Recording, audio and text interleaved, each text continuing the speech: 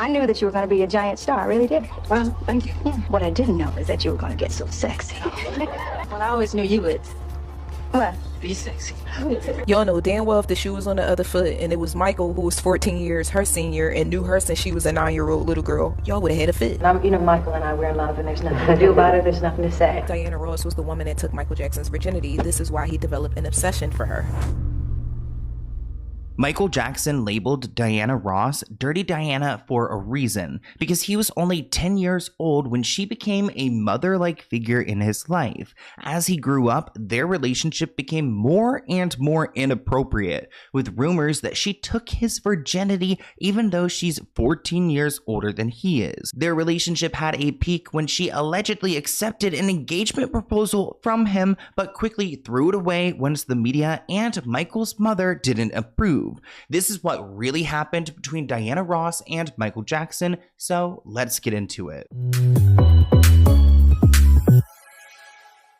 On this channel, I cover a variety of news, some new, some old, and today I want to take you guys back to the idea of Diana Ross allegedly, potentially, grooming Michael Jackson. It's an allegation that's been going on for quite some time, and I wasn't familiar with this story until I did a deep dive, and it explains a lot. There are countless stories out there where there is a female as the predator, and I do think that this story involves a woman who did act upon grooming a child like Michael Jackson, someone who was so vulnerable in the industry, and I feel like his adulthood, his ending, it all really makes sense when you understand how much trauma he has been through. Diana Ross, 14 years older than Michael Jackson, was known as the love in his life. She was his mother, his lover, his friend. She was the love that always escaped him. He met her in 1969 when the Jackson 5 signed to Motown. The founder, Barry Gordon, was interested in the Jackson 5, and he also had an interesting relationship with Diana. Diana actually had an affair with Barry, and they ended up having a daughter together. So according to these reports, Diana Ross was all over Motown. Now, when Michael Jackson was only like 10, 11 years old, he actually ended up moving in with Diana in 1969. He had lived with her for about a year until his family moved permanently from Gary, Indiana to Encino, California. He called Diana Mama and his girlfriend. Catherine, who's actually Michael's mother, wrote in her book that Diana would be called Mama by Michael Jackson. It was like his term for calling her mom without actually calling her mom. Michael's mom also wrote in her book that when Diana Ross was named to play Dorothy, Michael had further incentive to land a role in that movie. He had been in love with her ever since he and his brothers had been her house guests. Mike would even joke to his sisters LaToya and Janet, quote,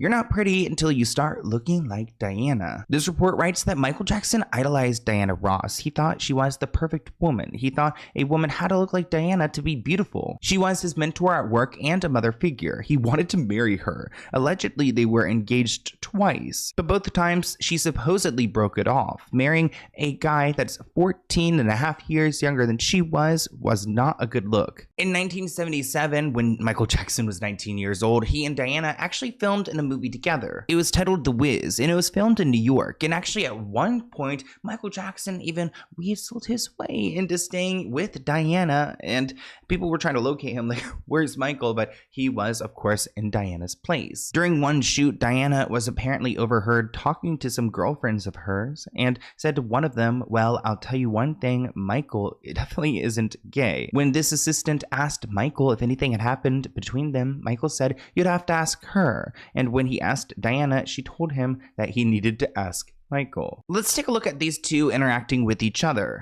I knew that you were going to be a giant star. I really did. Well, thank you. Yeah. But I didn't know. What I didn't know is that you were going to get so sexy.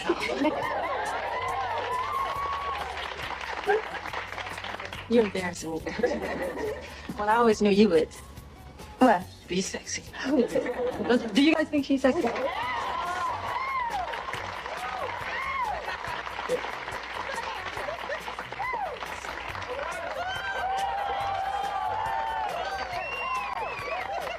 This tweet reads, Diana Ross started grooming Michael Jackson when he was 9 and she was 23? Like, how did nobody stop this? Another person writes, I've been talking about this for years and everybody thinks I'm overthinking it. Like, no, they had this little boy playing her man in skits. He was definitely groomed by her and his father. His father made him sleep with a woman at 14 years old. Nobody protected Michael from birth to death. This person writes that Dirty Diana was also made about Diana Ross, who groomed Michael from a very young age. It's hard to act like an adult and mature normally when you've been doing adult things like working and paying bills since childhood.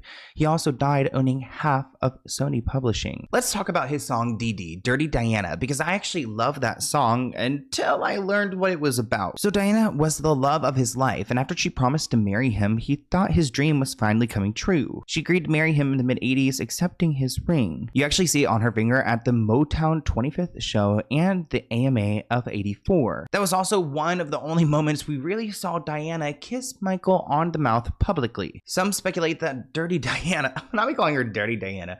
I actually love Diana Ross too, so I'm disappointed about all of this, but Diana actually was just trying to play with the media and test the waters to see how they reacted to it. She wasn't a very committal person. And when Katherine Jackson heard about this, she threw a fit. She said that Diana was way too old for her son. She supposedly called the papers and told reporters, and reporters began following and harassing Diana. Now, this song has some pretty explicit lyrics, and he goes in on Diana. And at the time, everyone knew who he was talking about. So when people like Quincy Jones heard the song, he flipped out and told Michael, do not go and release this because everyone's going to know it's about her. This post on Facebook said that Quincy did not convince Michael. He was taking none of it. He went ahead and released it as the 9th track on his 6th studio album titled Bad. This was Michael's closure, and he got to heal later after that. Summer writes, didn't Diana Ross groom Michael Jackson? He moved in with her when he was like 14, and then she took his virginity, according to them, after he turned 18. Hence, Dirty Diana and many of his other songs. Y'all know damn well if the shoe was on the other foot and it was Michael, who was 14 years her senior and knew her since she was a 9-year-old little girl, y'all would have had a fit. And nobody would have a hard time labeling him a groomer. Like him. Michael and I, we're in love, and there's nothing to do about it. There's nothing to say.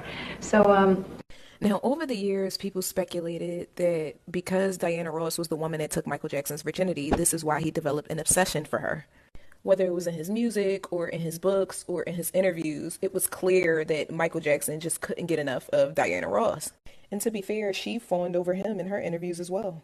But because she was an older woman, she wasn't as careless and forthcoming about their relationship as Michael had been. So while Mike is going Diana, Diana, Diana in all his interviews, because she's older, she knows how to keep some level of decorum and mystery with regards to their relationship. Like this interview, she talked about it, she addressed it, but there was still some level of ambiguity. I mean, this interview could have easily been chalked up to her being facetious when she said she was in love with a boy that she met when he was 9. A little boy who she took in and became a surrogate mother to. This person writes on Reddit, I personally think their relationship is inappropriate. I'm a Diana Ross fan, but nah, something's weird there. She was in love with him since they first met. This person writes, I think she groomed him and also used him. She was known to sleep around to get what she wanted. I heard somewhere that she secured her role in The Wiz because she convinced Michael to say that he wouldn't do the movie unless she played Dorothy. Now, Diana was a big part of shaping Michael's early career. Like early on when they were doing press together, Michael informed her that he was 10 years old when she tried to present him as an 8-year-old.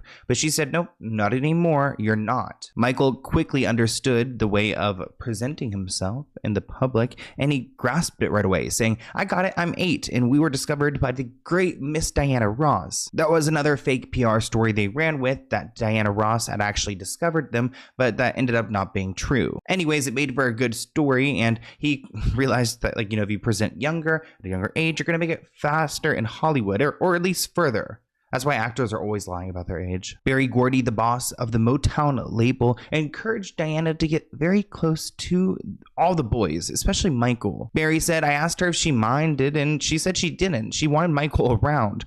It was good for her to have someone else besides herself to think about. Michael's fascination with Diana, some would see later as an obsession, would last for many years. She wasn't just this mother figure who made him feel nurtured, but also an accomplished performer who he wanted to be like. So it seems like Diana Ross was responsible for raising Michael Jackson, in addition to having a relationship with him. I believe in 1984, whenever they went to the award show and she had that ring on, she did accept his engagement, and he was probably so happy and then devastated whenever she left him, because she realized very quickly it would not be a good look for them, it would not be good for her career, and she was always really focused on her career, and she knew dating down would give her a career setback. I don't know if that's true, but it's what she believed. What's fascinating to me is how fast Diana moved on with her future husband. Because in 1986, she was married to Arnie Nass Jr. They met in 1985. Now, Arnie was a businessman who was from Norway. He made a ton of money in shipping, oil, and real estate. Despite his wealth, he was known for being low-key and reserved, which is interesting because Diana Ross is such a superstar, but, you know, I guess they were kind of balancing each other out. To me, it's fascinating how they got married just so quickly. Like, how did they just meet and get married,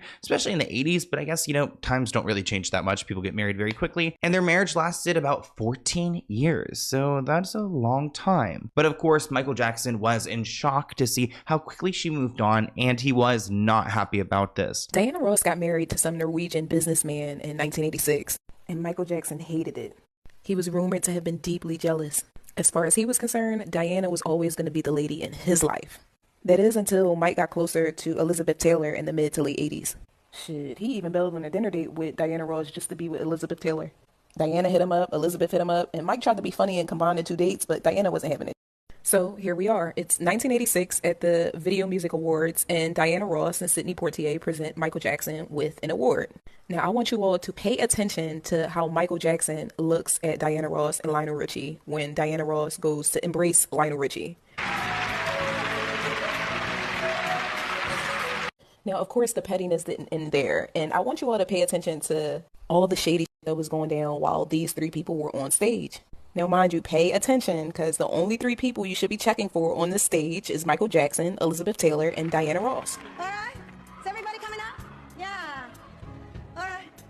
We are the world. We are the children. Elizabeth? Now, by the end of this performance, Diana Ross had gotten completely in between Michael Jackson and Elizabeth Taylor. Her messy and married catty ass just had to break this shit up because she just didn't like what she was seeing. Now, that's all we could find when it comes to Diana Ross potentially having an inappropriate relationship with Michael Jackson. I think Michael Jackson is a very interesting person. I actually did a video about his father like a couple months ago, but I haven't been able to release it because YouTube won't let me release it. It says it's like age restricted. I'm censoring it as much as I can, but I do have a video about his father and all the horrible things that he has done to him. So if you guys actually want that, I will go and try to re-edit it again and see if I can get it out here. But I want to hear what you guys think about Diana Ross, because I actually heard about the Diana Ross song from The Weeknd covering it in his trilogy album, the first album he ever did, and I never knew what it was about. And then now knowing that it's about him like talking about her being promiscuous and leading him on, it all makes sense. But it's even creepier thinking about him being a young boy and those commenters suggesting that she may have like taken his virginity at a young age. It's just really sad. Like his parent dynamics with Catherine Jackson, his father, Diana over here, it just must have been so unstable. But I want to hear what you guys think in the comments below. Let me know what you guys want me to talk about in my video next at sloanwellknown@gmail.com, and I'll see you in a new one soon. Bye, guys.